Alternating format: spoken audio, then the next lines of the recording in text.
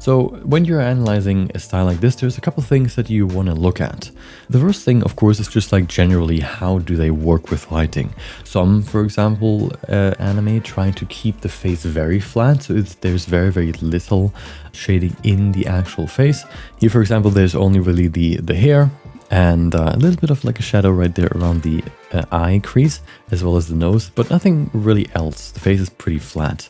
Compared to this one, we have like a much more pronounced nose, of course, and nose shadow. We have the lips that are in shadow, even like underneath the lips, and then, oops, and then underneath here in the eye corner, as well as the eye and stuff.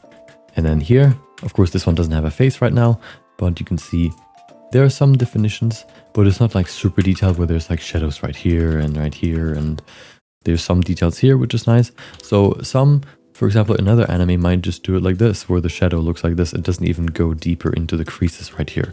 So this is like one big thing how anime styles can differ in what they look like. But of course, we can't necessarily understand how the style looks, or we can't really fully understand what a style looks like without actually analyzing different scenes. Because oftentimes, even the way that the shadows transition between movements, between scenes, between lighting, scenarios, can give you more of an insight into how you can adopt that into your own recreation or style. So here, for example, we have lighting coming from the front, so the camera's basically behind the character. Here, for example, we can see how they solve that with like a very even edge line like this, or edge light, you could call it. And then the same here.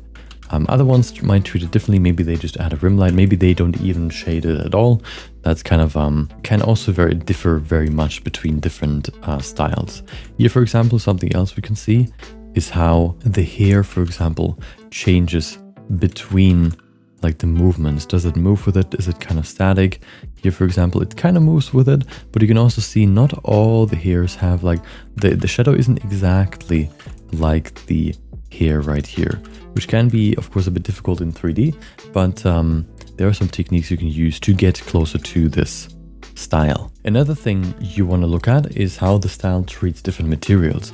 Of course, here we have we have fabric, which you can here see the texture thing again, where the texture kind of like stays in the same spot.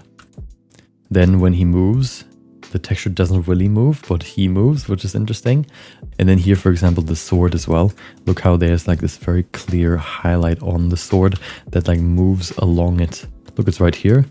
And then it moves over here and then moves further over here. So it kind of transitions further past, like along the sword. It's also something you oftentimes see in metal, but it's something you need to study for the style that you want to create to make sure that it is always the same, and you can understand, okay, so if it looks like this, that's metal. If it looks like this, it's fabric, and stuff like that is important also for hair and stuff, like these little highlights right there, to make your art style look coherent.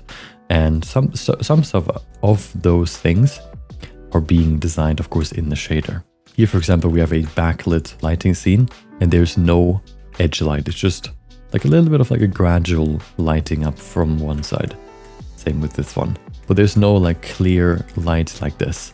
So, you know, it's something you need to compare and need to see what, or if you want to create your own style, of course, you need to define and determine for your own style. If you want to learn more about 3D anime, make sure to check out my free 3D anime course here on YouTube.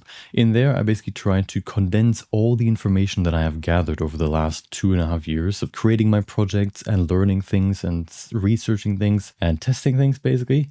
And I've tried to put it all into this one course for free, which you can see and find on YouTube. So if you're curious about that and want to learn more and go more in depth in creating your own 3D anime, for example, make sure to check out the description where you'll find the link to it. Otherwise, I guess you can also just enjoy more of these clips if you want. So yeah, do whatever you want.